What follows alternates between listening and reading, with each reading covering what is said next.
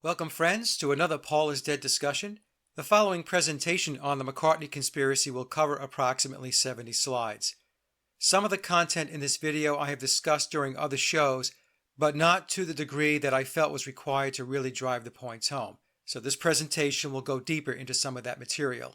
This video also includes new content, specifically with regard to the theory of two permanent Paul replacements. And I would also like to thank all those who have shared their research with me. It is the collective effort that will help us break the Paul is Dead code. And so with that, let's move to the table of contents. I will start the presentation off by talking about the many faces of Paul McCartney. Then we will spend some time talking about the Pyramid of Power and Freemasonry. I will then present an overview of Tavistock. We'll talk about titles and awards, specifically with regard to the British Crown. Then we'll take a look at how to read and interpret the memoirs of Billy Shears.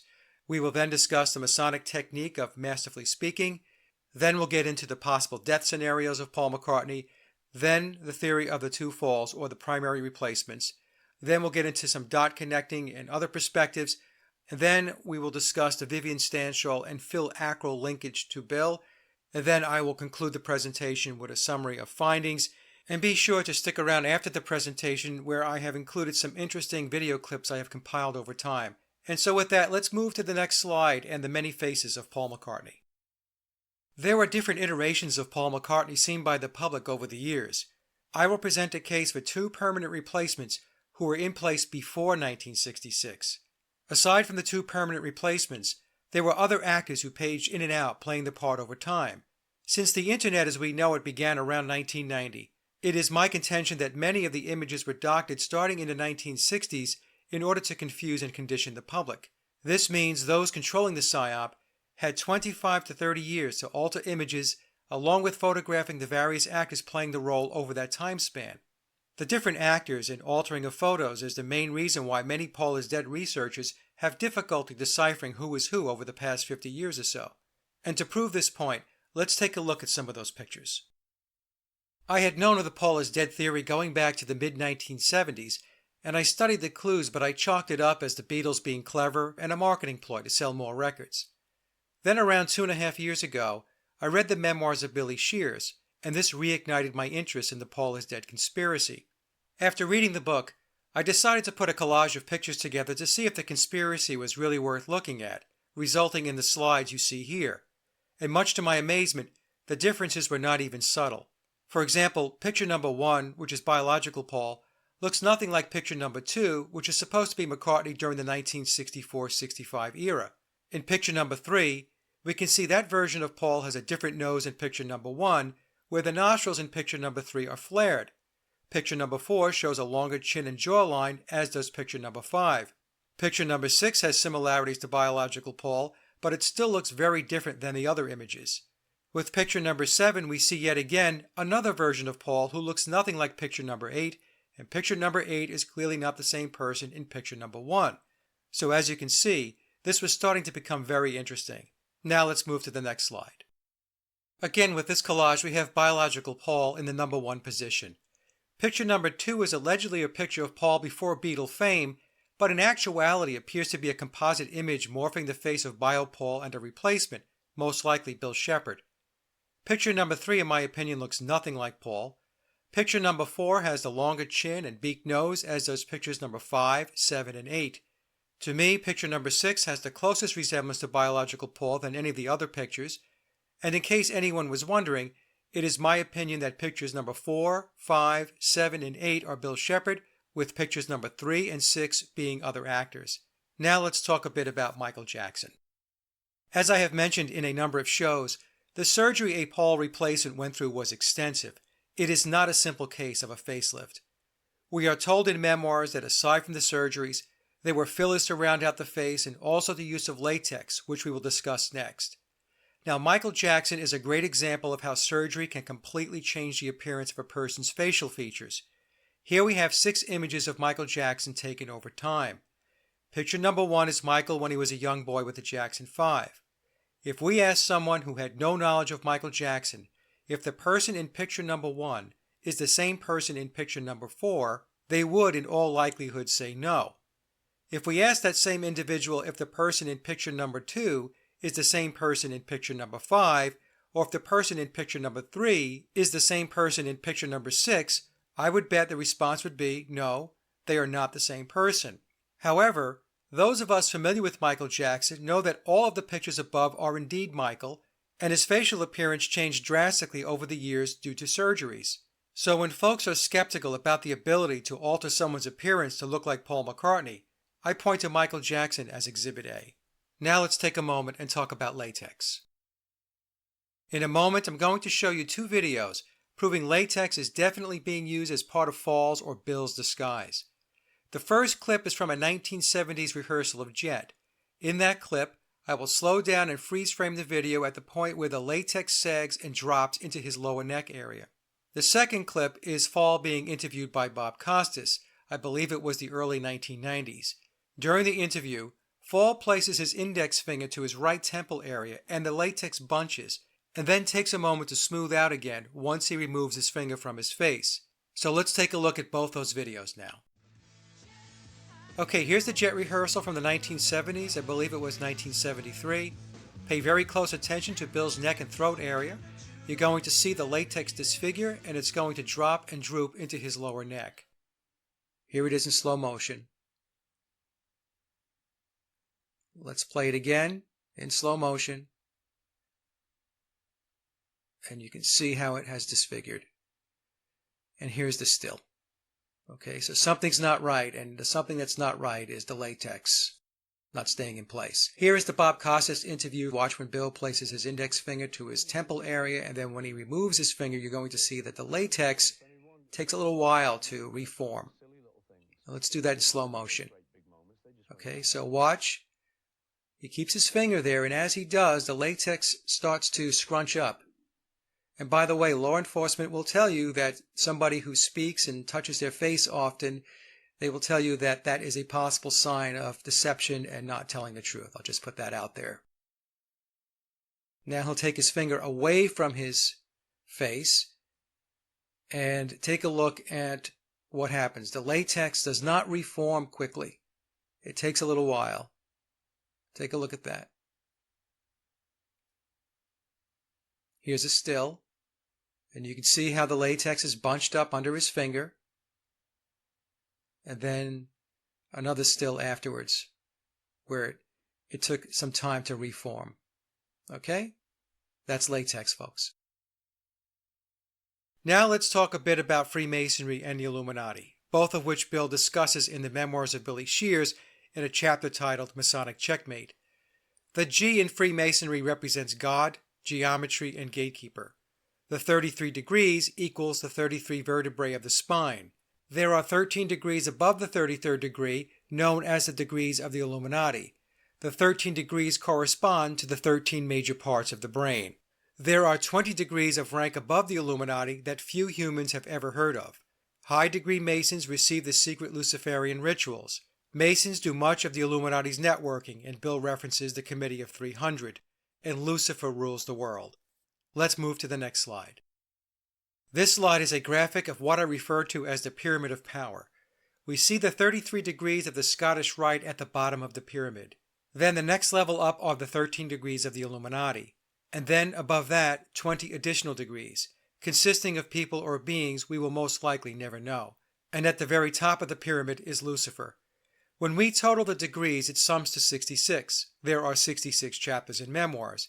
It's my belief that Bill is above the 33rd degree and in the illuminated degrees. I base this on the fact that Bill is allowed to tell us about the Pyramid of Power, and also how I observe high-ranking Freemasons behave around him, like 32nd and 33rd degree Masons. It's a subtle interaction, but other Masons defer to Bill, indicating he is of higher rank. One example that comes to mind was a private event at the White House when Bill was sitting next to Barack Obama and Jerry Seinfeld was doing a stand-up. The body language of both Bill and Obama gave the impression to me that Obama was hosting a superior, and Seinfeld, in his routine, came across tentative and appeared to step lightly around the jokes when his routine included Bill or the Beatles. In other words, Seinfeld looked as if he was being very careful not to insult the guest of honor. The next time he's doing an interview, take a look at the body language and how the other person takes a measured approach when speaking to Bill. And now let's move to the next slide. Here's a slide I put together a while back to show how Masonic symbolism is hidden in plain sight. Here we have two iconic Beatle releases, the Red and Blue Greatest Hits albums. The 1963 through 1966 Red album represents the Masonic Red Lodge and the biological Paul era. And the Blue album, which covers the 1967 through 1970 time period, symbolizes the Masonic Blue Lodge and Bill's tenure with the Beatles. And of course the lyric from Hello Goodbye, I don't know why you say goodbye, I say hello, is Bill telling us not to fret. He's here to carry on the Beatle legacy. And as a side note, notice how both aprons look exactly like the Gmail icon. And with that, let's move to the next slide and talk about Tavistock. Tavistock was founded in 1920 as the Tavistock Institute of Medical Psychology.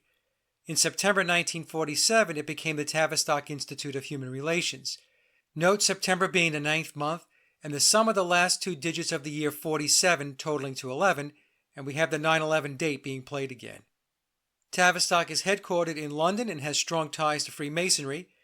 The publicly stated mission of Tavistock is to combine research into social sciences with professional practice.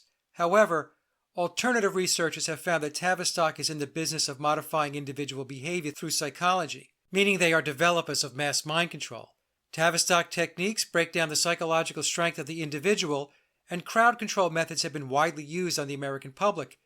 The use of drugs is a common denominator identifying Tavistock's strategy.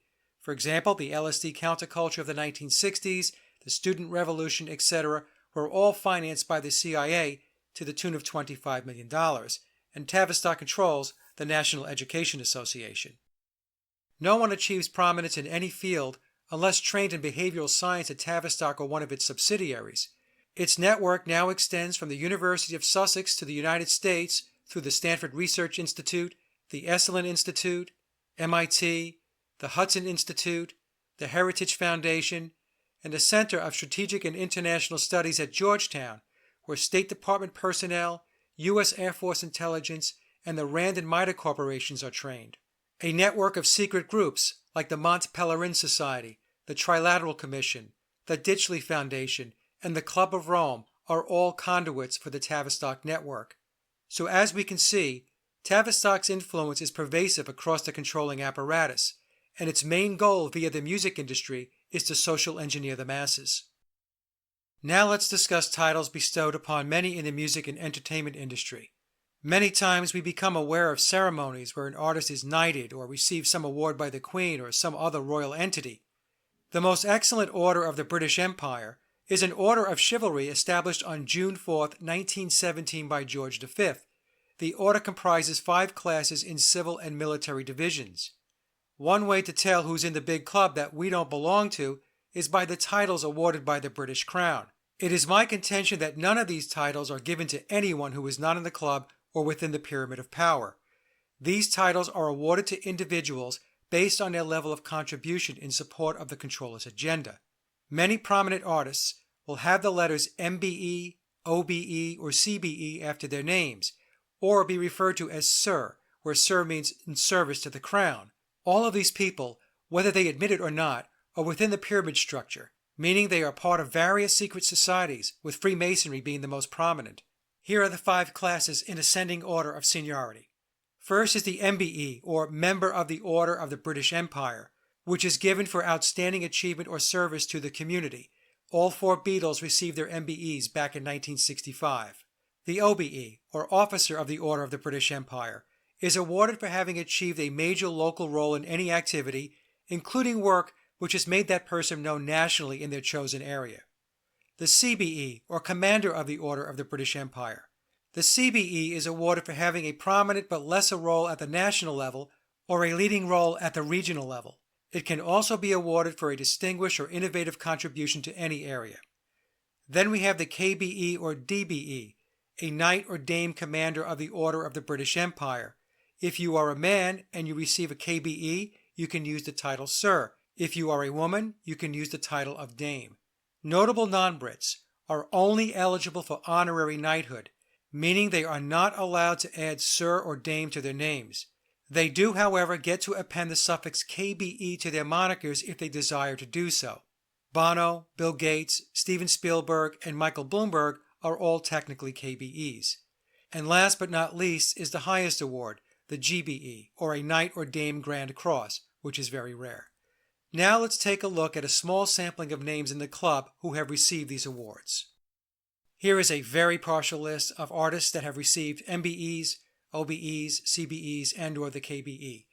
Ian Anderson, Bono, Eric Clapton, Joe Cocker, Roger Daltrey, Ray Davies, David Essex, Brian Ferry, Barry Gibb, David Gilmour, George Harrison, Mick Jagger, Elton John, Tom Jones, Annie Lennox, George Martin, Brian May, Paul McCartney, Van Morrison, Graham Nash, Olivia Newton-John, Jimmy Page, Cliff Richard, Ravi Shankar, Ringo Starr, Rod Stewart, and Sting. And now let's take a look at some artists that have received the KBE or have been knighted. Bob Geldof, KBE, Sir George Martin, Sir Paul McCartney, Sir Elton John, Ravi Shankar, KBE, Sir Mick Jagger, Bono, KBE, Sir Van Morrison, Sir Rod Stewart, Sir Ray Davies, David Bowie, who rejected his, Sir Richard Starkey, and Sir Barry Gibb. And again, this is a very, very small example of artists and musicians who have received this type of recognition from the British Crown. Now let's move to the next segment and discuss the importance of occult numbers within the Beatles construct. Another very significant variable in the controlling matrix and with the Beatles as part of Tavistock's social engineering is numbers. In the mystery religions, numbers are woven into the very fabric of existence. The adepts and initiates within the matrix utilize numbers to steer human consciousness in the direction they have plotted out. A fabulous book that helped me to understand the importance of numbers is The Secret Science of Numerology by Shirley Blackwell Lawrence.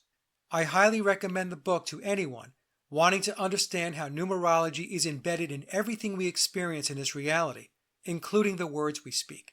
Now let's take a look at the awards given to the Beatles along with the numbers and see if the 9s and 6s are in play. As I mentioned earlier, all 4 Beatles received their MBEs back in 1965, with John Lennon returning his 4 years later. The receiving of the MBEs is a strong indicator of the Beatles being members of the club or Freemasons. In the memoirs of Billy Shears, Bill tells us he's all about the 6s and biological Paul is all about the 9s. And as I have discussed in other shows, the 9s and 6s are used over and over within the Beatles construct. We have Revolution number 9, John Lennon's number 9 Dream, biological Paul's last name having 9 letters, Bill utilizing dates, regrouping to 9 for album releases. The Beatles' first album was released on March 22nd or 322, the Skull and Bones number, which regroups to 3 times 22 or 66, representing the 66 degrees within the pyramid structure. Sgt. Pepper was released on June 1st or 6 times 1, which equals 6. Biological Paul's birthday is June 18th, which reconciles to 6 plus 1 plus 8, which equals 15, and then 1 plus 5 equals 6. And the last 2 digits of the year 1942, 4 plus 2, sums to 6. So biological Paul's date of birth regroups to 66 as well. Now let's take a look at the numbers associated with Beatle MBEs, knighthoods, and other honors. The Beatles received their MBEs on October 26, 1965. Note that the last 2 digits of the year, 65, 6 plus 5 equals 11. 11 is a master number in Freemasonry. October 26 breaks down to 1 plus 0 plus 2 plus 6, which equals 9. Therefore, the Beatles received their MBEs on 9/11. John Lennon returned his MBE on November 25, 1969. Again, notice the last 2 digits of the year, 6 and 9. November 25 breaks down to 1 plus 1 plus 2 plus 5, which equals 9. Bill, as McCartney, was knighted on March 11, 1997. March 11th equals 3 times 11, which equals 33, another master number within Freemasonry, and 3 times 3 equals 9. Bill was 60 when he was knighted in 1997. 6 plus 0 equals 6. Ringo was knighted at age 77, an occulted number, on March 20th, 2018. March 20th is 3 times 20, which equals 60. 6 plus 0 equals 6. Bill, as McCartney again, received the Companion of Honor on May 4th, 2018. May 4th is 5 plus 4. 5 plus 4 equals 9. So as we can see, the occulted numbers, especially the 6s and 9s, are very important to the Beatles story. Now let's shift gears a bit and talk about whether the Beatles were ever organic, meaning untainted by Masonry or Tavistock. There are Paul is Dead researchers who naively believe the Beatles were untouched by the Matrix and only became a Tavistock or Masonic entity upon the death of Paul McCartney and the arrival of Bill. It is very important to understand the music and entertainment industry, along with just about everything else within this realm, is completely controlled. As I mentioned in the Tavistock portion of this presentation, no one achieves prominence in any field without being connected into the pyramid of power. One can argue the Beatles were possibly organic during the very early days when they were playing the Cavern in Hamburg, but even this is a dubious claim when we have Stuart Sutcliffe making Masonic hand gestures during the early years when he was playing with the Beatles. To put a stake in the ground, it is certain the Beatles were controlled once they were quote-unquote discovered, signed, and groomed. It is my position, based on my research, that the Beatles were on Tavistock's radar very early on, like many other bands, such as the Rolling Stones. I have made a case that it is highly likely Brian Epstein was a Freemason, otherwise he would not have been allowed to operate within the inner circle. We know Beatle producer George Martin, as well as EMI head Joseph Lockwood, were high-level Masons and knighted. We know that EMI was part of the British military-industrial complex. We know all 4 Beatles received MBEs in 1965, and the 2 surviving Beatles, Bill and Ringo, were knighted. Therefore, it is logical to deduct that all 4 Beatles were Freemasons. And another question I have raised has to do with Pete Best. Was Pete pushed out of the band because he was not in the Brotherhood? I believe this is very likely and the reason he was replaced with Ringo.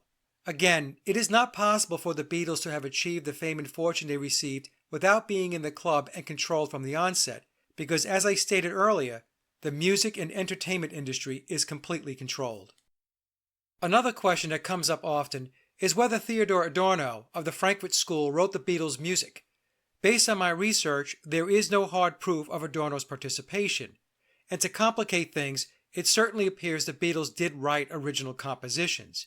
However, and here's the catch, writing 237 original songs, 305 with cover tunes, from 1963 through 1969 is deemed highly improbable by many professional songwriters. If we do the math, this means that John Lennon and Paul McCartney, with contributions from George Harrison, would have needed to pen, on average, 40 original songs a year. To record 40 songs a year means many more songs would be needed above the 40 per year in order to get down to those compositions deemed viable candidates for record releases. On the surface, this level of prolific songwriting does appear questionable, as well as many of the lyrics appearing beyond the life experience of 20-year-olds. Therefore, it is possible that uncredited hired guns were used to generate a backlog of songs to be considered for recording, and it is also possible that professionals were brought in to edit original songs by Lennon and McCartney to ensure proper song structure and popular appeal. For example, we know George Martin was instrumental in shaping the Beatles' sound. However, with the passing of time, more information has emerged showing his role with the Beatles to be far more involved than originally portrayed, including the writing out of guitar riffs to be played by George Harrison. Therefore, the Adorno question or an Adorno type of setup is a legitimate question since the sheer volume of songs written and recorded certainly calls into question whether the Beatles wrote all of their own material. Now let's talk about the Memoirs of Billy Shears and its Masonic structure. The book's author or encoder is Thomas Hugh Harriot, with the story being told in the first person by one William Shepard, who I refer to as Bill. Bill claims to have been playing the role of Paul McCartney since biological Paul's death in 1966. Memoirs was originally released on September 9, 2009, and another example of specific numerology cloaked around the Beatles, in this case 999. And the updated version of Memoirs was made available for pre-order on September 9, 2018, representing another 999. Some Paul is Dead researchers have criticized the book by either not reading it correctly or worse, not reading it at all. Although Memoirs is classified as historical fiction, it is indeed truthful if the book is read correctly. In Memoirs, there is an abundance of masterful disclosure. Memoirs, which is written in layers, initiates its readers by degree. Layer by layer, it gradually brings people into the inner circle of what it refers to as enlightenment, if written, encoded, layered, and read as intended. And now let's discuss the layering and encoding within memoirs. As I just mentioned, memoirs contains 3 layers. Layer 1 is reading the book as we normally would from left to right. Layer 2, which is the example on this slide, is reading the bolded out text of each page.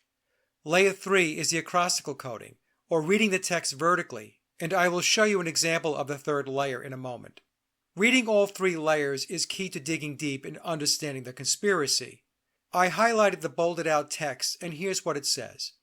I play the long-running show. All performances require each have one role with a name in some other show. Every role has its own name. The part of Paul is the same. I go by several names. So here, Bill is telling us Paul McCartney is a role he plays, along with other characters in his repertoire.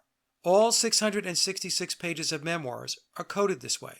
Now let's move to the next slide and take a look at the acrostical coding. Acrostical is a series of lines or verses in which the first, last, or other particular letters, when taken in order, spell out a word, phrase, etc. A hidden acrostical message runs through the printed versions of the memoirs of Billy Shears. Through all of the pages, the first letter of each odd-numbered line of each chapter or section combines to form a special hidden message that relates to the content. To the right is an example from chapter 65 of the book. In this example, the first letter of each odd-numbered row has been highlighted to show the coding. Reading vertically, the first letter of each odd-numbered row, the message says, "The Illuminati rules the world." That and the rest of the book is true.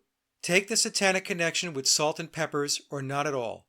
Aleister Crowley and Kenneth Anger were miserable without love. I am William.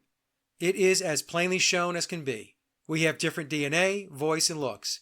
It's a laugh still. Please get to know me. Now for some, this might seem very odd with talk of the Illuminati. This is the reason I presented the Pyramid of Power, Freemasonry, Tavistock, and numerology before getting to this point in the presentation. Memoirs divulges the occult machinery behind the Beatles story. And by reading all 3 layers of the book, not only does the reader get a thorough understanding of the Beatle myth itself, but also an understanding of how the world is controlled by those within the Pyramid of Power, which of course includes secret societies and Tavistock. Now let's talk about the Masonic technique of masterfully speaking. For those that follow my work, you have heard me talk about how Masons masterfully speak. When a Freemason masterfully speaks, they can disclose all kinds of information if they do it masterfully. The following is an excerpt from an email I received from a high-level Mason. Quote, "Initiates receive the secret Masonic traditions, along with their ritualistic enactments, signs, tokens, penalties, etc., bit by bit, grace for grace, degree by degree. If at any point they go against the pyramid, they are out. To stay in those inner circles of illumination, they can only disclose what is allowed, and only within the parameters allowed. Otherwise, they are seen as profane fools who feed pearls to swine." End of quote. For celebrities such as David Letterman or Denny Lane who joke about Paul's death and replacement, they always address the subject in a subtle, layered meaning, thus showing their place in the inner circle. They can disclose all kinds of information if they do it masterfully. John, Paul, and William, and others in that circle, such as the Rolling Stones, were skilled at concealing messages by layering meanings. Now let's discuss a recent event where Bill masterfully speaks. Masterfully speaking is very subtle, and it takes some practice to pick up on the nuances when a Mason communicates. In a recent statement to the press after receiving the Companion of Honor, Bill said, quote, "I see this as a huge honor for me and my family, and I think of how proud my Liverpool mom and dad would have been to see this." End quote. Now let's analyze the statement, which has 2 distinct components. In the first part of the statement, he says, "I see this as a huge honor for me and my family." Then Bill adds, "And I think of how proud my Liverpool mom and dad would have been to see this." This is an example of masterfully speaking. The first part of the statement, "I see this as a huge honor for me and my family," is sufficient to close the statement, since my family encompasses his parents. But by adding "my Liverpool mom and dad," he is now acknowledging another set of people, biological Paul's parents, not his. This is the same method of communicating he used on a Letterman show back in 2009, And it is the same method Denny Laine used during an interview back in 2016 when he was asked about playing with Billy Shepherd. Now let's take a moment and dissect both Bill's dialogue with David Letterman and the Denny Laine interview I just mentioned. Back in 2009, Bill was on the David Letterman show, who is also a high-level Mason, and the conversation is a textbook example of masterfully speaking. I will break the clip down to point out when the masterful speaking is taking place and decode the true meaning of what is being said. Then we will move to the Denny Laine clip and walk through that dialogue. Toward the end of the 60s, is that when the rumors about you being dead surfaced? Do you remember that? Do you remember how that started? What were your feelings about that? What happened? Yeah, my feeling. What happened was we did a cover for a record called Abbey Road, and we... See, even the cover gets applause. And the idea was to walk across the crossing, and I showed up that day with sandals, flip-flops, and so it was so hot, and I kicked them off and walked across barefooted. So this started some rumor that because he was barefooted, he's dead. In this exchange, Bill tells a story about showing up to the Abbey Road photo shoot in sandals, and it was so hot that day, he took the sandals off and walked across the hot pavement barefooted. So there are two questions. Why would anyone walk across hot pavement barefooted when they have footwear to protect their feet from the heat or from possibly getting burned? This seems very odd. And why would he wear sandals to the photo shoot? The answer to both questions is quite simple. The story is not supposed to make sense. If the listener uses common sense and discernment, they would realize this story cannot be true. What Bill is communicating by telling a nonsensical story is he was supposed to be barefoot for the Abbey Road photo shoot. And the reason he wore the sandals was because he needed to easily slip in and out of his footwear because being barefoot was how the photos were to be taken. Therefore, it is reasonable to conclude the death clue and the subsequent rumor was planned all along. And how do you manage something like that? Because it was a global rumor. Yeah. I mean, I just laughed at it and knew it was just because of the fame and the craziness. It was an American DJ, so you guys are to blame. Yeah. Not you personally, but... No, the thing is, I just laughed it off, but it was a little bit strange because people did start looking at me like... Yeah. Is it him or a very good double? Here Bill jokes that people looked at me very strange and asked if it was him or a very good double. By switching the wording from me to him, Bill has moved into a third-person narrative. So when he says people were looking at me, he is referring to himself as Bill. And when he says people were asking is it him, he is referring to biological Paul. What Bill is telling us is there are two different but interwoven personalities in play, one being himself as the very good double, and the other being biological Paul. Well, that was the idea. That was the other part of it, that there was a guy who looked like you taking your place. No, well... This is him. Yeah. This exchange is very slick. Letterman says that was the idea. That was the other part of it. There was a guy that looked like you taking your place. And Bill very cleverly responds, no, well, this is him, meaning he is the replacement.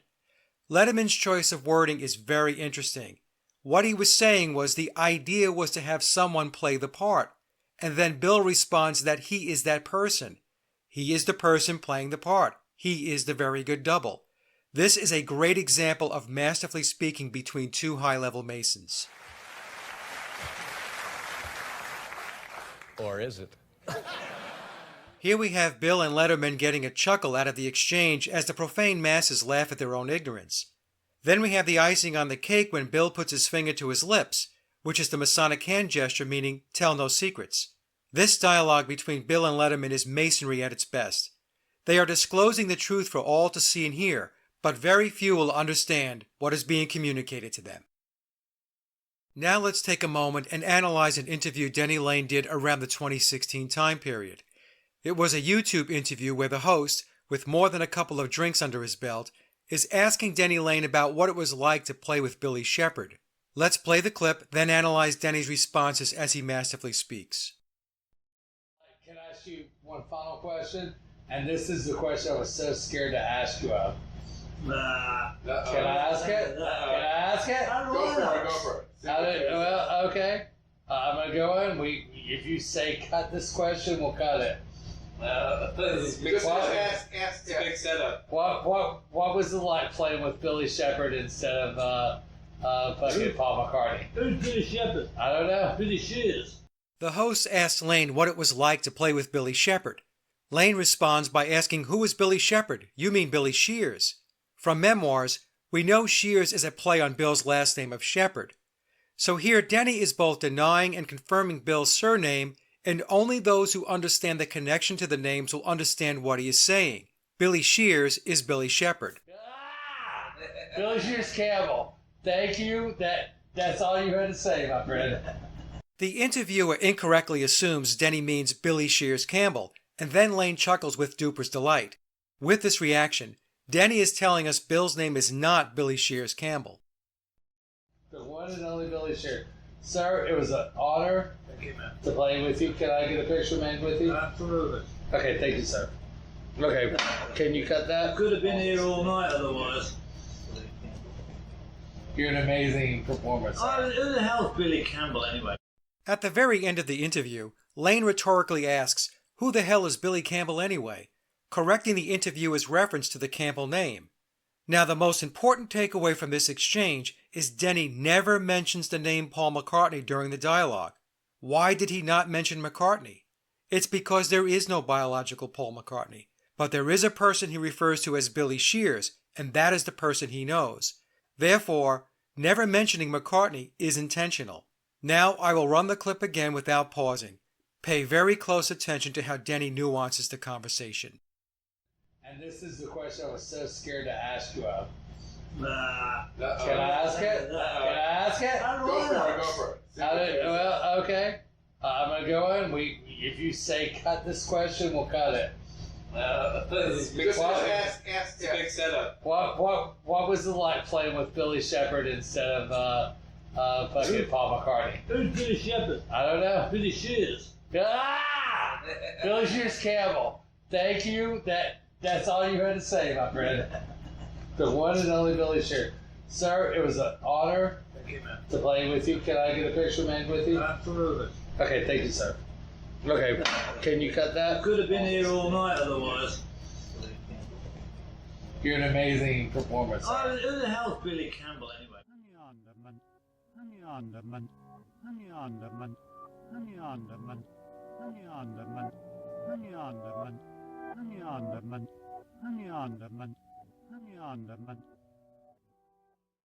Let's shift gears now and discuss two scenarios involving the death of Paul McCartney.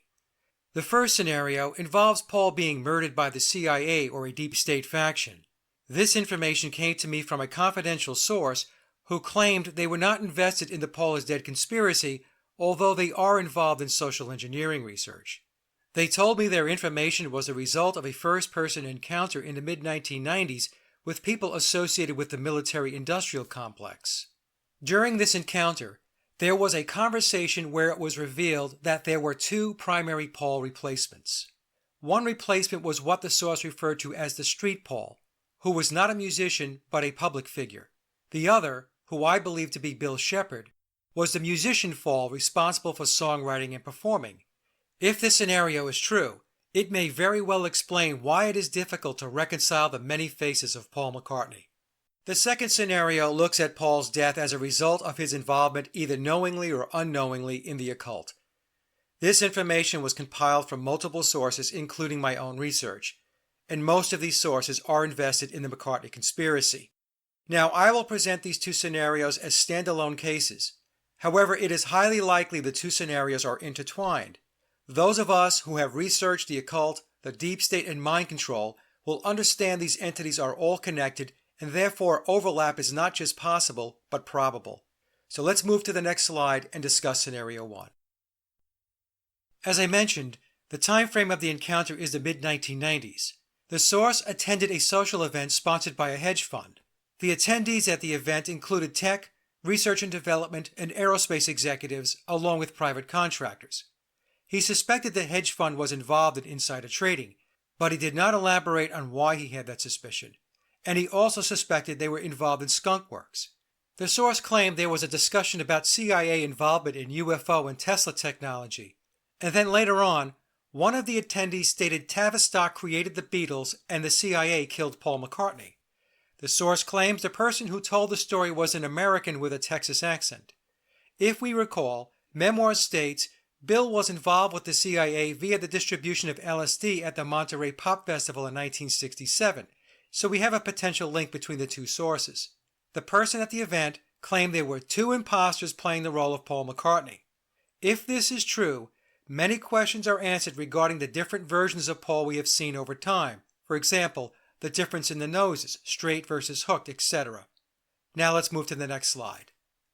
The source claims he was told biological Paul was under a mind control program and a plan was in place in case Paul was not able to be controlled. And Tavistock and the CIA had two backup players in the pipeline the entire time. The two replacements consisted of musician Paul, who I believe to be Bill Shepherd, whose job was to play and sing like McCartney for recording and musical performances, and Street Paul, whose real name is unknown to the source. Street Paul was to learn and master Paul's speech, facial expressions, and body movement for public non-musical appearances. Both replacements ran in parallel. The source stated to me that Bill Shepherd paged in and out of both parts throughout the years, and the disposition of Street Paul is unknown. Was he phased out or even deceased? We don't know. The story goes that biological Paul was not going along with the agenda, and the deep state staged a car accident. Agents at the scene ensured decapitation after the crash. Decapitation meant no face, no dental records, etc. And he explained both Bill and Street Paul underwent extensive surgeries, and the surgeries continued well after the car crash or the murder in 1966. So how does Scenario 1 line up with what we're told in the memoirs of Billy Shears? In Memoirs, Bill states others played the role, but he has the long-term permanent contract. I would suggest that Bill's long-term contract is with regard to the musical role and not the public role. Therefore, Street Paul is one of the others mentioned in Memoirs. Also in Memoirs, Bill states he was selected as the replacement and met with Brian Epstein on September 12, 1966, and finalized the deal with both Epstein and Lennon 4 days later. The 4 days for inserting Bill into the equation never seemed possible to me. Now that we understand masterful speaking and disclosure, perhaps the timeline in Memoirs was intentionally laid out this way to get the reader to question the chronology and conclude it was not plausible, and therefore Bill had been in the pipeline for many years. Bill admits in Memoirs that the Beatles were a Tavistock project and that he worked with the CIA in the distribution of LSD at the Monterey Pop Festival. Being involved with an intelligence operation back in 1967 makes it possible that the CIA, along with Tavistock and perhaps MI6, were behind the PSYOP. Last but not least, in Memoirs, Bill states the physical transformation required surgeries, fillers, and latex. It is my theory that Street Paul's transformation was way ahead of Bill's, and therefore Bill's physical transformation lagged behind that of Street Paul. This would explain the appearance of Stanshall performing in Magical Mystery Tour, since he is the performer, with Street Paul being the actor playing McCartney in the movie. In other words, Stanshall's appearance in Magical Mystery Tour was foreshadowing Bill's role as musician Paul. If Street Paul's transformation was ahead of Bill's, which I believe it was, this could mean the photos we see of Paul starting in 1966, where he is depicted in the studio or in public, were actually staged photos of Street Paul posing with the band in the studio, along with being photographed in public and doing interviews. In other words, Street Paul was the public's visual bridge until Bill's transformation was established. And once Bill was ready, we started seeing both replacements showing up in photos and the media. However, and this is important, in the studio, it was Bill writing and recording the music where the rate and pace of his transformation wasn't as urgent since Street Paul had the public perception covered. We know, starting in 1966, there were no live Beatle performances to worry about. Thus, the non-musician version of Paul would fill in nicely for photo ops until Bill's surgeries caught up to the point where his appearance was convincing enough for public consumption. Once Bill's surgeries were evolved enough, we then started seeing both Pauls in pictures, and this would explain the differences in physical attributes like the nose, ears, etc. For me, This is not only incredibly intriguing, but starting to fill in a lot of blanks and answer a lot of questions. Now let's summarize Scenario 1 before moving on to Scenario 2. We discussed that the Beatles were a Tavistock creation, that Biological Paul was part of a mind control program, that Bio Paul's programming broke down and he was murdered by the CIA or some deep state faction, that there were 2 replacements in the pipeline well before 1966. Replacement number 1, who I believe to be Bill Shepherd, is responsible for recording and musical performances and foreshadowed his role as the performing Paul in Magical Mystery Tour by playing the character of Vivian Stanshall. Replacement number 2 was the public version of Paul and the actor in Magical Mystery Tour. We know the surgeries for both replacements was extensive. We can deduce that Street Paul's surgeries came first, then Shepherd's. We are told Bill Shepherd paged in and out of both roles once his physical appearance was convincing, and that the disposition of Street Paul is unknown. And I'll leave you with this rhetorical question. Was the dialogue between John Lennon and George Harrison regarding Beatle Bill and Beatle Ed referring to Shepherd and Street Paul?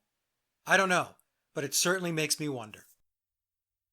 The second scenario deals with the occult and Masonic ritualistic involvement which Biological Paul either knowingly or unknowingly engaged in. In memoirs, it mentions both Paul and John were engaged in the occult, but not nearly to the degree that Bill is involved. One form of these occult forces is known as the crossroads, where one's fate can be changed. Some might call it making a deal with the devil. One can be granted fame and fortune, but there is a price. This change in your life script does not come without obligations. The mythology of the crossroads has its roots in Robert Leroy Johnson. Robert Johnson was born in 1911 and died in 1938. Notice the last 2 digits of those years. Robert was born in 1911, with 11 being a master number in Masonry, and then the last 2 digits of the year he died, 38, or 3 plus 8, which equals 11. Coincidence? You can decide. Robert was also 27 when he died and one of many artists who have passed at that age, which has now become known as the 27 Club. Here are some other members of the 27 Club. I'm sure you will recognize their names. Kurt Cobain, Amy Winehouse, Jim Morrison, Janis Joplin, Jimi Hendrix, Brian Jones, Alan Wilson of Canned Heat, and Pete Ham of Badfinger. Now let's learn a little about Robert Johnson and his visit to the crossroads. Legend has it that while living on a Mississippi plantation, the young and impoverished Robert found his one true longing, to be a master of the blues. Unfortunately, he was then a mediocre musician at best, and played his guitar and sang his songs for anyone who would listen, failing to make much of an impression or a name for himself. A shadowy figure, hearing his plight, instructed him to go, guitar in hand, to the Dockery plantation crossroads at midnight on a moonless night. Following these instructions, Johnson was met at the crossroads by the devil in the form of a large black man, who tuned his guitar and played his own haunting music. When he returned the guitar to Robert, he found he had full mastery of the instrument, the devil having staked a claim to his soul in exchange for this gift, a bargain that would be collected upon at a later time. Now some listening might think this is a tall tale and nothing more than superstition. But let's now listen to a 2004 60 Minutes interview Bob Dylan did with Ed Bradley, where Bob talks about his deal with who he refers to as the Chief Commander. Why do you still do it? Why are you still out here? Well, it goes back to the destiny thing. I mean, I made a bargain with it, a long time ago, and I'm holding up my end. What was your bargain? To get where I am now. Should I ask who you made the bargain with? with the chief commander. On this earth? And this earth, and then in the world we can't see. You ever look at music that you've written and look back at it and say, whoa, that surprised me? I used to. I don't do that anymore. I don't know how I got to write those songs. What do you mean you don't know how? Well, those early songs were like almost magically written. Darkness at the break of noon, shadows even the silver spoon, a handmade blade, a child's balloon. Eclipses both the sun and moon. To understand, you knew too soon. There is no sense in trying. This Dylan classic, It's All Right, Ma, was written in 1964. Mouthpiece, the hollow horn, plays wasted words, proves to warn that he not busy being born, is busy dying. Well, try to sit down and write something like that. There's a magic to that, and it's not Siegfried and Roy kind of magic. You know, it's a different kind of a penetrating magic. And you know, I did it. I did it at one time. You don't think you can do it today? Mm-mm. Does that disappoint you? Well, you can't do something forever, and I did it once, and I can do other things now, but I can't do that. So we just heard Dylan talk about his deal for fame and fortune. Did Paul make a deal as well? Let's explore this thought. The next 3 slides are highlights from correspondences with sources. John, Paul, and Bill, and others in that circle, such as the Rolling Stones, were skilled at concealing messages by layering meanings. That awareness of layered meaning is an important key for decoding their lyrics. The Paul replacement is enlightenment for those who have eyes to see and ears to hear. And there are 2 classes of people. One class who have the key of knowledge needed to understand, and the other class of people who do not possess that key. Paul is Dead demonstrates the social programmer's extraordinary power of mind control through the media. They tell the world about the switch and then tell us all to disbelieve the rumor. Some critics want to catch Bill in a lie. A better approach is to notice when he is speaking as Paul and when he is speaking as Bill. And as a side note, we can refer back to the Masterful Speaking segment for examples of Bill switching between himself and Paul. Now let's move to the next slide. The Beatles' rise was not organic. The media favored them, making them appear to be the idols the social engineers intended to create. They were groomed and set up for the switch. The replacement was planned well in advance. Paul would be the sacrificial virgin, which sounded glamorous to him at the start because it would make a name that would live forever. But it became more terrorizing as it grew into full expectation when things got real for him. Those who orchestrated the switch have all passed away. Full disclosure will happen after Bill passes. This slide captures a communication I had with another source who is an expert in the occult. The Beatles were watched and trained before they had full awareness of what was actually going on, but they were never in as deep as Bill. In the movie A Hard Day's Night, the And I Love Her segment shows Paul both standing in front of and standing on a black hexagon. Hex is the German word for witch or witchcraft. The video of Paul with the black hexagons indicates premeditated foreknowledge of JPM's future occult ritual sacrifice on the Coptic calendar's New Year's Day of September 11, 1966. Now let's move to the next slide, where another source sent me a link to a very interesting piece of research depicting the Ashers and a man by the name of Stephen Ward as being involved in psychological experiments. Of course, biological Paul's girlfriend was Jane Asher, and the article links Brian Epstein to Stephen Ward. Let's take a moment and listen to a quote from Mr. Ward. Quote, "It would be humbug if I did not confess that I looked forward to the sex orgies. I have been to every type of that party. Those specializing in certain perversions, and those given in an elaborate setting where all the formalities were observed. Many of the people who attend are rich and famous. Many faces that are seen in public life and on television. If their public can only see them like this." End quote. Stephen Ward, osteopath and society artist, 1963. With this quote, we can begin to understand the machinery behind the music and entertainment business, and perhaps Paul McCartney. The article goes on to say that Dr. Ward was tied to the Profumo affair, which was a high-level British political sex scandal, and Ward had possible ties to Dr. Richard Asher, who was Jane Asher's father. The article states he allegedly supplied patients to Asher for sexual and psychological experiments and was a suspected monarch mind controller. The article also states that Brian Epstein hawked the Beatles to Dr. Ward because of Ward's high-powered and highly networked clientele, which involved organized orgies and sex trafficking. He was also a Freemason. Margaret Asher, Jane Asher's mother and music teacher, taught Beatle producer George Martin. That's an interesting tidbit of information. The article claims both Richard and Margaret Asher were psychics and telepathic and distrusted McCartney, and then asked the question, was McCartney in the hands of monarch mind controllers? If the article is accurate in its assertions of Ward being connected to both the Ashers and Brian Epstein, we could then start to see how the seedy underworld of the beast can easily permeate the world of Paul McCartney and the Beatles. I will include the link to the research in the description box below. Now let's summarize what we have covered in Scenario 2. In summary, the Beatles were a Tavistock creation and project. The Beatles were a social engineering experiment. The Beatle myth was heavily immersed in the occult. The death of biological Paul was a planned ritual, and therefore the switch was always a part of that plan. It is possible Paul was in a mind control program, and full disclosure will happen after Bill passes. After hearing out the two scenarios and going back to the Venn diagram, we can now see Paul McCartney's death, whether as a result of an occult ritual or by the deep state, contains the common threads of mind control and social engineering. What emerges from the research is a very disturbing picture of what might be the real story behind the death of Paul McCartney. And now let's move to the next slide and discuss Bill's network and associations.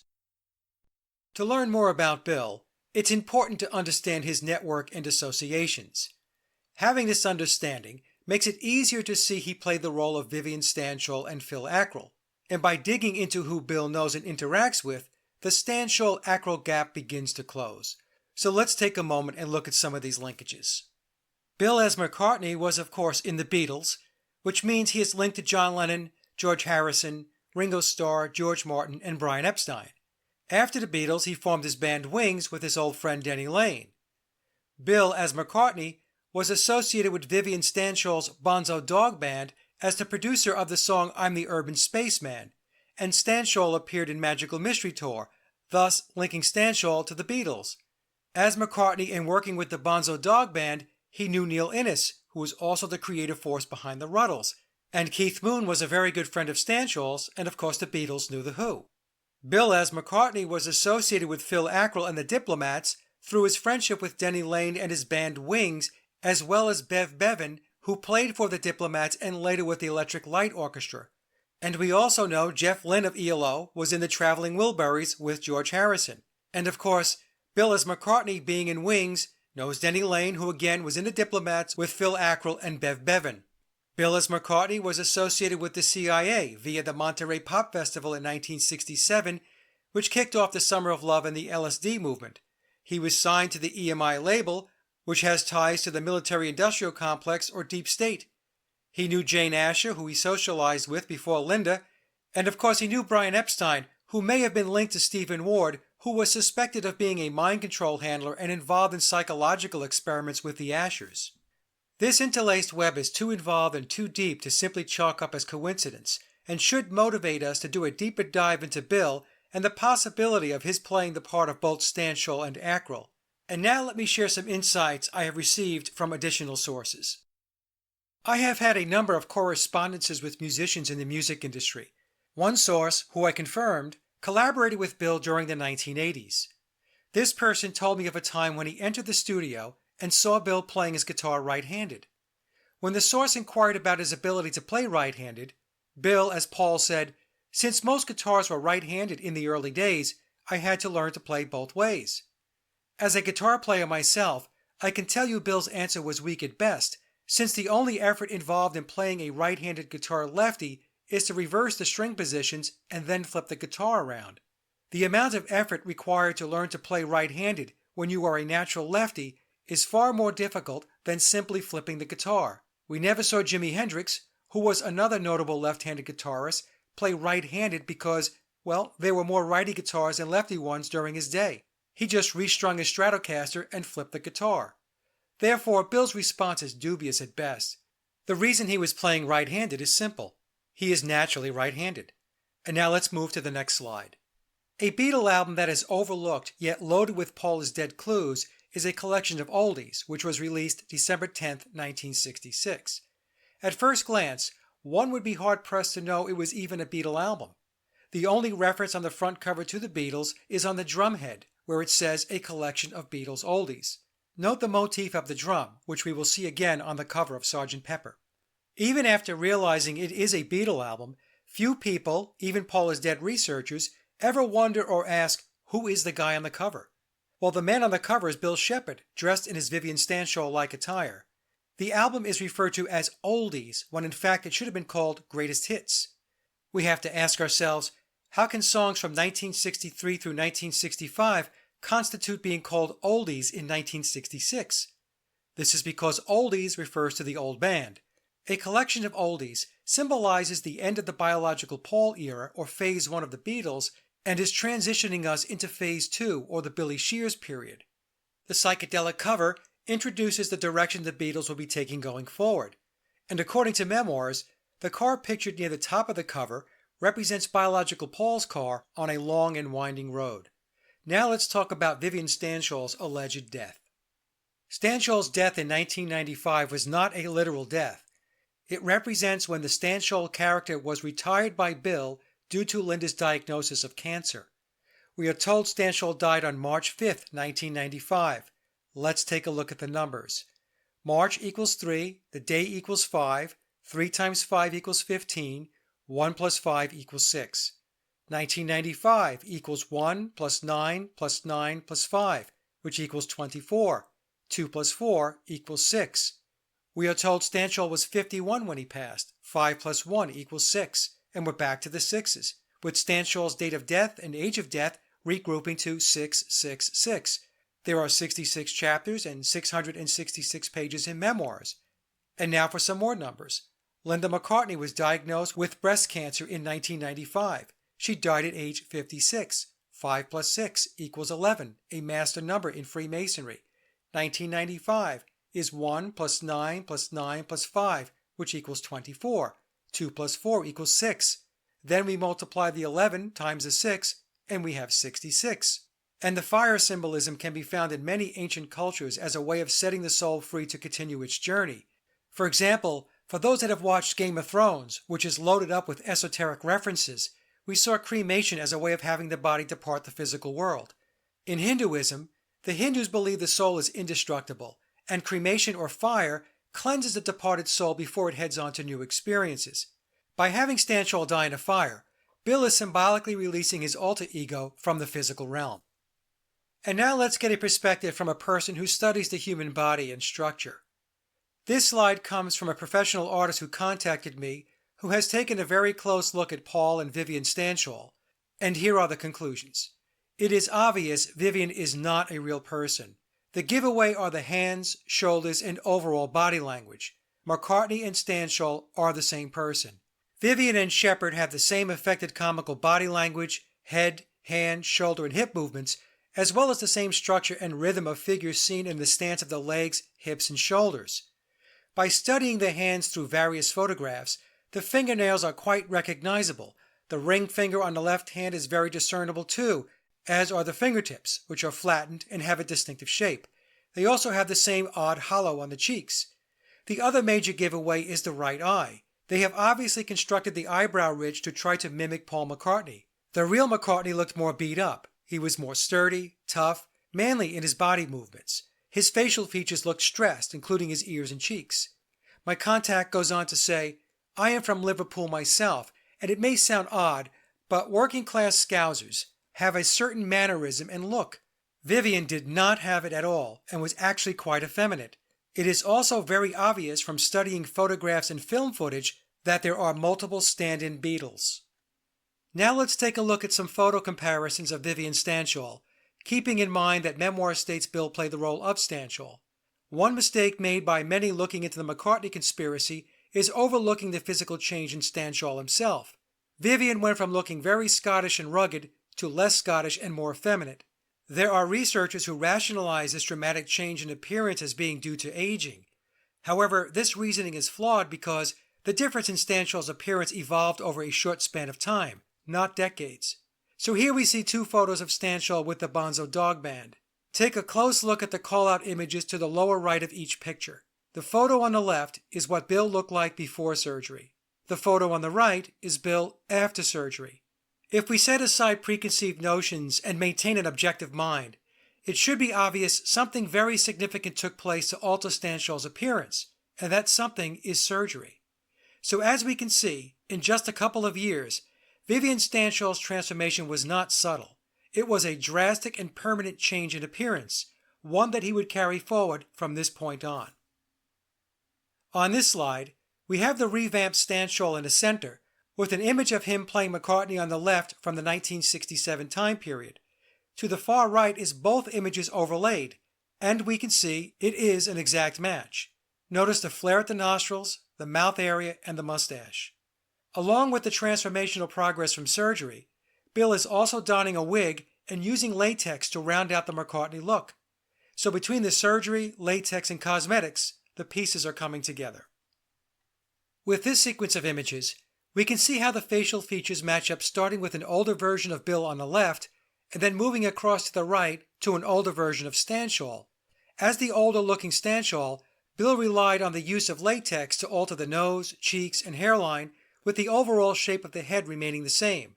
This is no different than the makeup used to develop characters in movies and theater productions. Another question I get from some folks looking into the McCartney conspiracy is, who is the guy with the beaked nose? Well, the guy with the beaked nose is Stanshall, who was Bill Shepherd. Here I have a screen capture showing the profile of Shepherd as Stanshall on a BBC program, and there's the nose. Once the surgeries were underway, there was work done on his nose to reduce the flare at the base by the nostrils, which was fairly prominent before surgery. In fact, we can see the nose was not as narrow 2 slides earlier when I showed the picture of Bill playing McCartney from the 1967 time period. So the mystery of who is the guy with the beaked nose has been solved. It's Vivian Stanshall, who was Bill Shepherd. Here's another comparison of Bill as Stanshall and as McCartney. Take a moment and notice the similarities in the facial profile by following the arrows. In fact, pause the video if you would like to take the time to study the pictures. We have the same slope to the forehead, the same curve at the top of the nose between the eyes, the same overall shape of the nose, and the same chin and jawline. Even though these pictures are 50 years apart, a discerning eye can see this is the same guy in both pictures. Here's another photo comparison of Bill. The picture on the left is obviously before surgery. Notice the overall shape of the face and eyebrows when compared to the McCartney photo. In the picture on the right, we can see the nose has been surgically altered to reduce the flare of Bill's nose by the nostrils. Over the years, the surgery and fillers are not holding up like it used to. This is due to age and the skin losing elasticity. And again, these photos are approximately 50 years apart. Now let's run some of the slides again, showing Bill's Stanshall character is also his McCartney character. Here again is the slide showing 2 iterations of Stanshall with the Bonzo Dog Band. Pay close attention to the dramatic change in Stanshall's facial appearance. This is the same guy. The picture on the left is Stanshall before surgery, and on the right is after surgery. Notice how his face has become softer and more effeminate. Now let's focus on the post-surgery Stanshall and the McCartney character. Focus on the overall shape of the head and the mouth. In the McCartney image, Bill is wearing a wig, and latex has been utilized to mimic the McCartney look. It should also be noted that the McCartney photo may have been taken after additional nose surgery, although even if this is the case, we can still see the flare at the nostrils. Over time, additional surgery was performed to further reshape Bill's nose. Now let's move to the next slide. Here are the same 2 pictures overlaid. This is clearly the same person. Bill's McCartney character is replete with latex, makeup, and a wig. Here is a photo showing Bill before surgery, after surgery, and then in character as McCartney. The giveaway showing the first picture is the same person as the middle picture is the nose. It is the same nose with the flare at the nostrils. The face in the middle picture has been rounded out with fillers, and although the eyes have been surgically altered in the middle picture, they still show similarities to Bill's natural eye shape.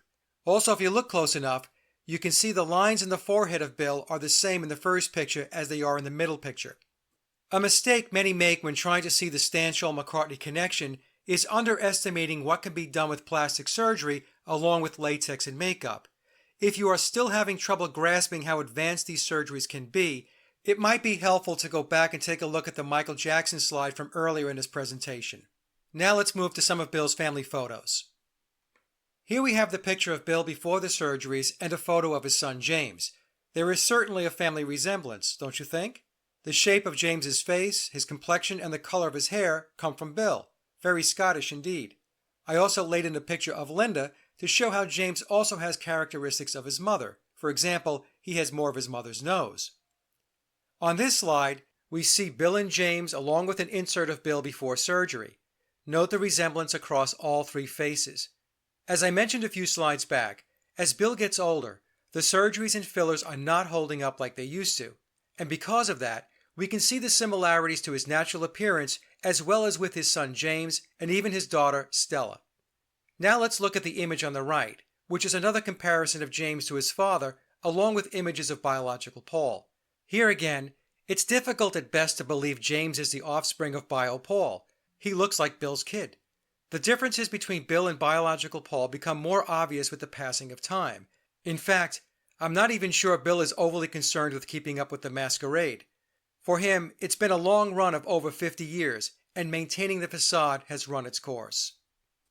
The number of clues telling us Paul was replaced is so voluminous these days that to try and capture all of them is not even possible.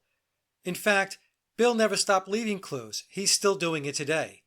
But to further show Bill was Stanshall, we can take a look at the Sgt. Pepper album cover.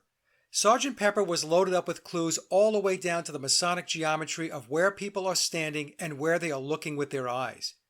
But there is one clue in plain sight that few Paul is Dead researchers have noticed, and that is the instruments each Beatle is holding in their hands. All of these are Bill's wind instruments. He is a wind instrument player by trade. We have John holding the French horn, Ringo the trumpet, George the piccolo, and Bill holding his English horn. If we go back to many of the old Stanshall videos, we see Vivian playing all of these instruments, as he does on his album Sgt. Shepherd. Oops, did I say Sgt. Shepherd? I meant Sgt. Pepper. And then we have the Beatles introducing us to the one and only Billy Shears, where Shears is a play on the name Shepherd. Shepherd, Shears, get it? And let's not forget Billy Pepper from the early 1960s with the Pepper Pots. Here is a screen capture of Stanshall playing his English horn. This is the very same instrument Bill is holding on the cover of Sgt. Pepper. What are the odds? It's not coincidence, my friends. Now let's switch gears and discuss Bill's other character, Phil Ackrill. Admittedly, there is very limited information, especially clear photos of Phil Ackrill from his days with the Diplomats, where he played with Denny Laine and Bev Bevan from ELO fame. It appears there was a concerted effort to scrub Ackrill's pictures from the internet, along with never releasing an album the Diplomats recorded back in the early 1960s. However, in memoirs, Bill tells us he did indeed play the character of Ackrill. The first layer within memoirs is ambiguous, but the second layer of encoding reveals the truth, with Bill telling us he, meaning Phil, was a fine person, and I am them, meaning he was part of the Diplomats. Bill and Denny have a long history with each other as two members of the big club we're not in. They started with the Diplomats back in the early 1960s and then reunited when Bill formed Wings. And speaking of Wings, Bill even leaves us a Phil clue in the song Rock Show from his Venus and Mars album when he sings, "What's that man holding in his hand? He looks a lot like a guy I knew way back when. It's Silly Willy with the Philly band. Could be, ooh-wee." Well, Silly Willy is Silly Billy, and the Philly band is the Phil Ackrill band, the Diplomats. Bill is Phil. And now let's take a moment to map Ackrill to Stanshall to see that they are indeed the same person. The picture on the left is of Phil Ackrill from the very early 1960s, and the picture to the right is Stanshall circa 1966 or so. Notice the shape of the ear, the shape of the nose with the flare at the nostrils, and the jaw and chin line. It's a very close match, if not an exact match. In 1960, Bill was 23 years old and a young man. In 1967, he was 30 years old. So we need to take into account 5 to 7 years of his face filling out, but even with the several years in between the photos, the resemblance is very strong. Now let's move to what I believe is a great comparison mapping Ackrill to the McCartney character. This comparison is, in my opinion, a gem. Take a look at the elongated chin and jawline, then the nose and the smile. And taking into account the McCartney character has had surgery to lift the eyebrows, even the eyes look very similar. And even though these pictures are approximately 10 years apart, the resemblance, in my opinion, is uncanny. Here's another set of photos comparing the body stance of Phil Ackrill to Bill as McCartney from the Pepper era. Note the overall stance and posture. Note the left hand, the leg positioning, the jaw and chin line, and the eyebrows. Again, the similarities, even though there is a 5 to 7 year spread between these two pictures, is very, very strong.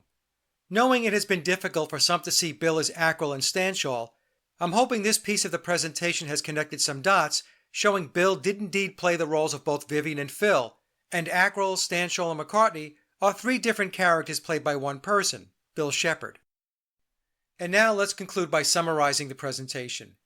I don't want to refer to the summary as conclusions, since until Bill fully discloses, which in all likelihood will be after he passes, the McCartney conspiracy will continue to evolve as additional information and theories come forth by Paul is Dead researchers, so I think it's best to refer to the summary as findings.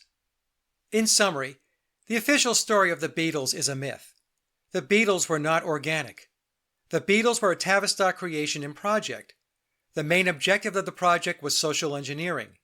The Beatles are a Masonic entity. All 4 Beatles were Freemasons. Freemasons can disclose truth by speaking masterfully. The Memoirs of Billy Shears contains masterful disclosure. The Beatles were immersed in the occult. It is possible the Beatles did not write all of their original songs. The death and replacement of Paul McCartney was planned. There were 2 primary replacements, musician Paul and the actor Street Paul. Musician Paul is Bill Shepherd. The identity of Street Paul is unknown. Other actors playing the role of Paul paged in and out over the timeline. Bill has the long-term contract as the performing Paul. Bill is a high-ranking Mason, possibly in the illuminated degrees above the 33rd degree. Bill has been playing both musician and Street Paul for a number of years. Bill played the roles of both Vivian Stanshall and Phil Ackrill. Vivian Stanshall's death was symbolic, and the real Paul McCartney died in 1966. And that wraps it up. I hope you enjoyed the presentation, and I would again like to thank everyone who contributed to the content via the many emails, links, videos, personal encounters, analysis, and expertise that came my way. You guys and gals are incredible. Let's continue to pursue the truth and have some fun along the way. And now stick around for some Paul is Dead video clips I think you might enjoy. So anyway, that's all I have to say. Thank you, thank you, thank you. And over to George and everybody. Thank you very much. I don't have to say much because I'm the quiet Beatle.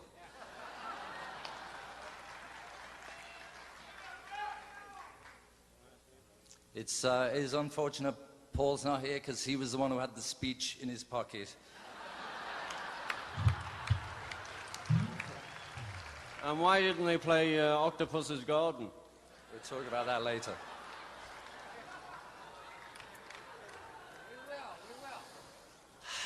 Anyway, we all know why John can't be here, and I'm sure he would be, and it's hard really to stand here supposedly representing the Beatles. It's what's left, I'm afraid. But we all loved him so much, and we all love Paul very much.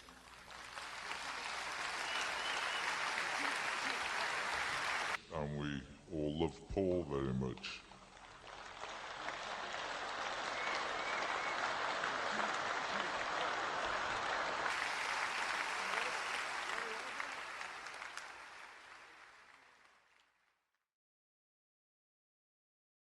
George, why do you play music?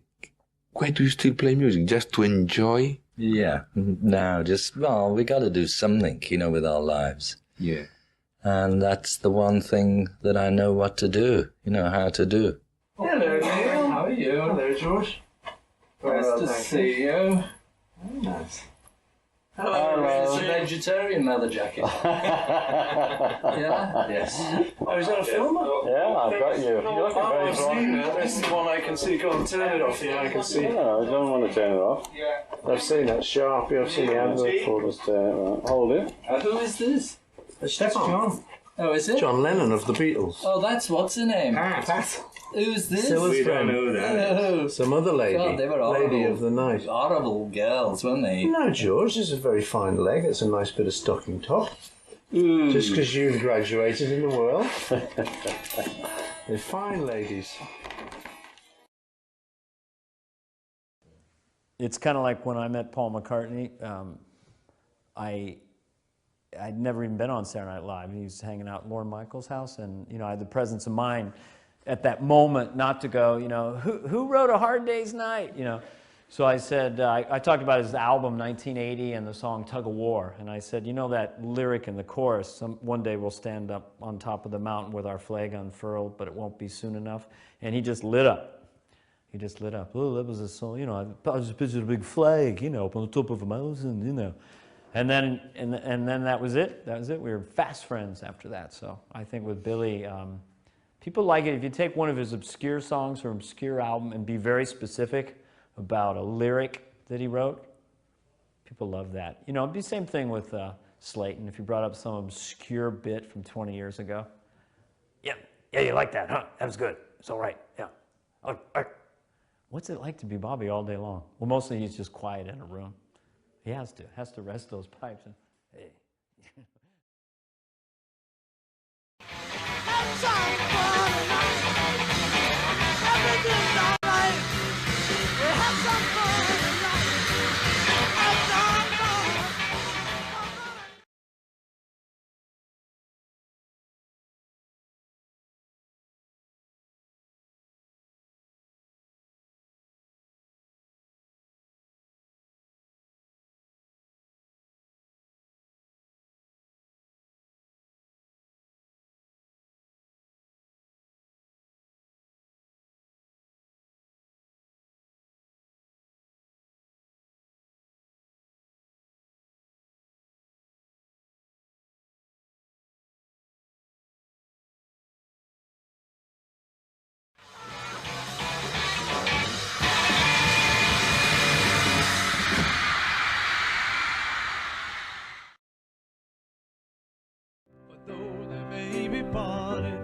There is still a chance, Bill, that they will see.